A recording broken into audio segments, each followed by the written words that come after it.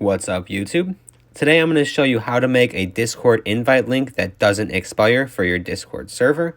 Now, if you have tried to make a link before, you may realize that somebody tells you that the link isn't working anymore, and that's because the automatic invite links, it automatically sets it to only be 1 week. So you're going to see right here when you try to invite somebody, there's a little tiny text below the search bar that you're going to see that it expires in 7 days, but there's a little button next to it where you can edit it. You're just going to click on that, and it's going to take you to this screen right here.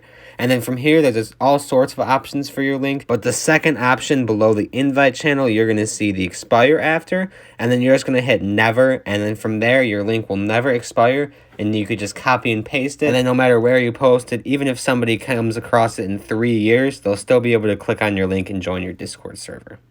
If you were confused or had any questions about this tutorial, please drop them down below and I will get back to you as soon as possible.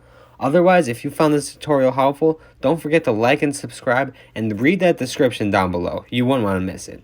But thanks for watching.